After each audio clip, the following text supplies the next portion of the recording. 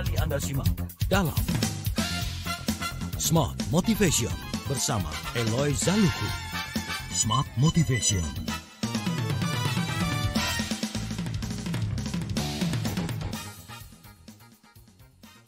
Bersama kami dalam program Smart Motivation, tentunya bersama dengan saya Daniel Adam dan juga ada Director of Capson Asia Servitama dan CSA, Pak Eloy Zaluhu. Nah, ini masih berbicara tentang leadership and culture transformation, sudah masuk ke bagian yang kedua ya, dengan tema How Organizational Culture Drive Performance. Tentunya ini mengacu kepada hasil stalking saya bersama dengan tim tentang aktivitas Pak Eloy Zaluhu di Instagram. Kalau nggak salah itu di tanggal 12 Agustus ya, memberikan satu sesi seminar di Kementerian Hukum dan HAM. Topiknya apa? Kepemimpinan dan juga budaya ya, kalau nggak salah Pak Eloy ya. Ya, Nah, ini yang menjadi sebuah materi bahasan yang sepertinya tidak hanya tertutup untuk kalangan-kalangan tertentu saja, tapi juga berkenan Pak Eloy membagikan secara menyeluruh terhadap smart listener semuanya di seluruh Indonesia. Nah, Pak Eloy, mungkin kalau kita lihat tentang apa yang pernah Pak Eloy sampaikan di seminar atau di event-event sesi motivasi, tidak hanya di kementerian dan juga di perusahaan lainnya, kan ada satu hal yang menjadi sebuah pertanyaan besar, Pak Eloy. Sebetulnya kalau bicara masalah budaya, bagaimana sih, Pak Eloy, budaya organisasi itu bisa menentukan kinerja dari perusahaan swasta nasional, baik yang multinasional atau BUMN, dan belum lama ini Pak Eloy juga sharing di kementerian dan lembaga pemerintah lainnya. Itu budaya organisasinya itu seperti apa, Pak Eloy? ini sih keren banget ya, Mas Daryl. Kita harus kembali pada tahap awal dulu ya, bahwa individu berakhlak atau individu yang efektif, individu yang produktif, itu akan melahirkan pemimpin-pemimpin berakhlak, pemimpin-pemimpin yang efektif atau produktif. Dan kemudian nanti pemimpin-pemimpin yang berakhlak, efektif, produktif ini itu kan mau dan mampu, harusnya begitu kan ya, menciptakan, membangun budaya organisasi yang berakhlak, efektif, dan produktif. Ya. Sehingga ujungnya adalah kinerja terbaik. Kalau dia itu perusahaan swasta atau multinasional, ya di situ ada angka-angka pencapaian setiap bulan atau setiap tahunnya. Dan tentu saja berhubungan dengan kesejahteraan karyawan, kesejahteraan pelanggannya, dan apalagi kalau kita bicara di ya BUMN, kementerian, dan lembaga pemerintah lainnya, itu kan bicara melayani masyarakat Indonesia kan ya, better life for all. Nah, kenapa tadi saya menyebut berakhlak? Karena itulah core values yang diberikan oleh Bapak Jokowi kepada seluruh ASN kita sejak bulan Juli 2021 yang lalu. Sehingga seluruh kementerian dan lembaga pemerintah lainnya itu sekarang tuh dituntut berusaha untuk membangun budaya berdasarkan core values berakhlak itu. Nah, bernya dimulai dari berorientasi pelayanan, A-nya accountable, dan seterusnya. Demikian Mas Daryl. Oke. Berarti bisa dikatakan, Pak Eloy, kalau budaya kerja itu menentukan kinerja dari pegawai atau karyawan? Oh, sangat justru itu yang kemudian menjadi fokus diskusi kita malam ini. Ya, ya. Apalagi ya di tengah-tengah perubahan yang begitu cepat ini ya Mas Daryl. Persaingan semakin menggila, perlambatan ekonomi, tapi kita rasakan ini. Betul. Lebih sempurna lagi dengan generasi Z yang beberapa referensi menyampaikan itu berarti orang-orang yang lahir sejak tahun 1995, ya toh? Artinya sekarang sudah usia 20 tahunan ke atas tuh. Jadi yang termuda usia 9 tahun dan yang tertua itu usia 23 tahunan gitu. Artinya mereka sudah mulai masuk di bursa kerja. Nah, generasi Z, Mas Daryl, itu punya keunikan tersendiri tuh.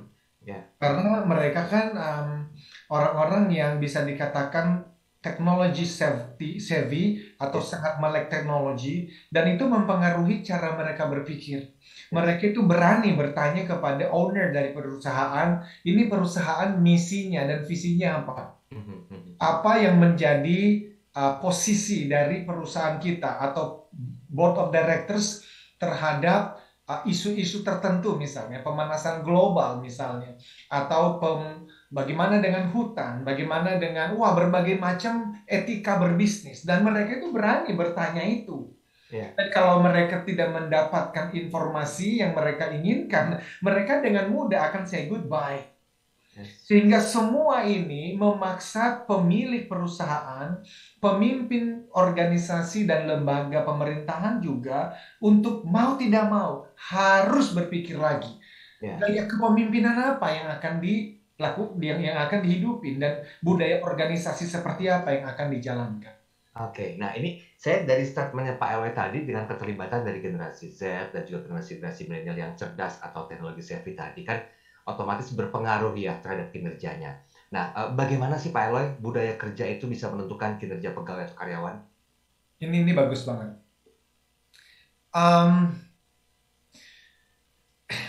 Semua pemilik usaha ya Mas Daryl, para pimpinan pasti pingin banget tuh punya anggota tim yang bukan hanya smart gitu, bukan hanya pinter, tetapi juga punya karakter yang diharapkan. Ya misalnya ya jujur ya kan, ya rajin, ya disiplin, bertanggung jawab gitu kan ya.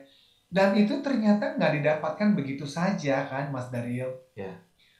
Bahkan kalau kita lihat misalnya ya hasil dari Employee Engagement Survey yang dilakukan oleh Gallup, dan saya melihat nih dari Nikkei Asia, saya baca itu terlihat sekali ya bahwa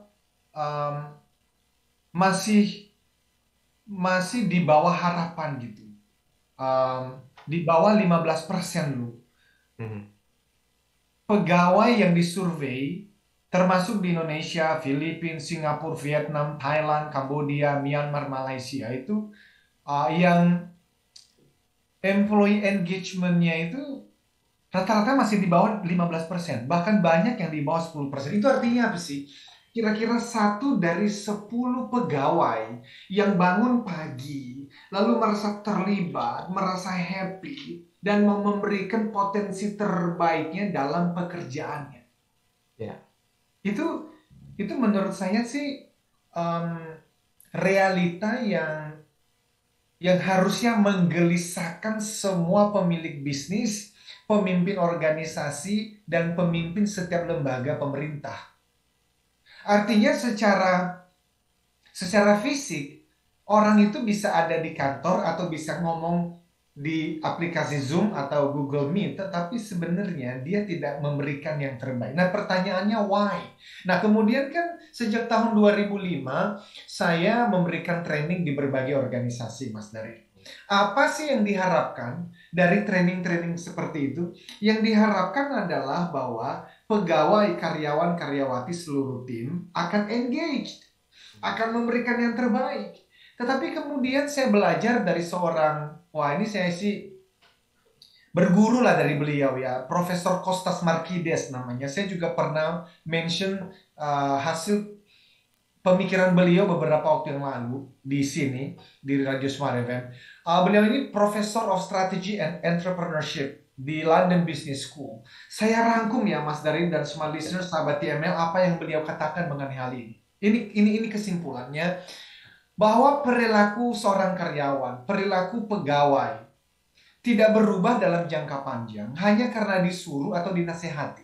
Termasuk karena mengundang pembicara untuk memberikan training. Enggak berubah dalam jangka waktu yang lama. Ya mungkin berubah sehari 2 hari, tetapi berharap selama 1 bulan, 2 bulan, 1 tahun, 2 tahun perubahan itu permanen nggak akan terjadi.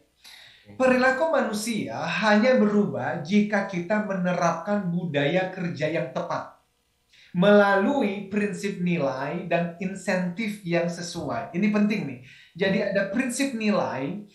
Tadi saya menyebut berakhlak. itu prinsip nilai yang dimiliki oleh ASN. Tetapi kemudian juga didukung oleh insentif yang sesuai. Di pembicaraan di series berikutnya, kita akan membahas mengenai core values ini. Dan kenapa kok banyak sekali di perusahaan-perusahaan yang punya core values, tapi ternyata enggak kemudian menjadi budaya. Mereka punya core values di company profile, ada core values di website, bahkan ditempel di tembok-tembok kantor, bahkan bisa ada tuh di yang disebut sebagai roll banner, tapi kok nggak bisa menjadi budaya. Kita juga akan bahas itu di waktu yang akan datang. Kemudian dikatakan oleh Profesor Kostas Markides, ada yang disebut sebagai insentif yang sesuai. This is so important, but saya juga udah siapkan di series berikutnya. Insentif pun termasuk namanya performance evaluations. Mengevaluasi kinerja para pegawai. Itu juga banyak yang sudah ketinggalan zaman, Mas Daryl.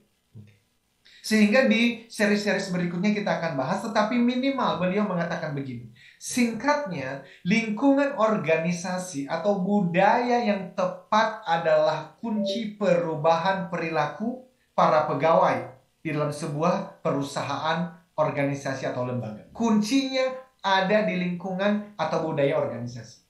Berarti bisa dikatakan kalau budaya atau organisasi itu sebetulnya mereka mempunyai strategi ya untuk mempertahankan karyawan yang potensial yang dimiliki oleh organisasi agar bisa loyal ya, atau yang kita kenal dengan retensi ya, Pak Eloy ya, begitu ya? Yes, itu adalah ujungnya. Ya, itu adalah step berikutnya. Jadi setelah kita mendapatkan karyawan atau pegawai yang kita harapkan sesuai dengan karakter dan kompetensi tadi, setelah dia masuk ke dalam perusahaan kita, pertanyaannya adalah apakah dia bertahan? Apakah dia akan loyal? Karena ya kan kalau kita udah membentuk yang namanya mindsetnya bagus, sikapnya bagus, tapi ternyata setahun 2 tahun dia pergi. Nanti kita akan bahas berapa besar kerugiannya karena perusahaan tidak mampu meretain khususnya ya star employee-nya. Kita akan bahas, Mas Daryl. Baik, jadi bagaimana sih sebetulnya budaya organisasi bisa menentukan retensi karyawan nanti? Ini untuk Anda para pemilik bisnis dan juga para pemilik usaha wajib memperhatikan jawaban Pak Eloy setelah jeda iklan komersial berikut ini. Kami akan segera kembali.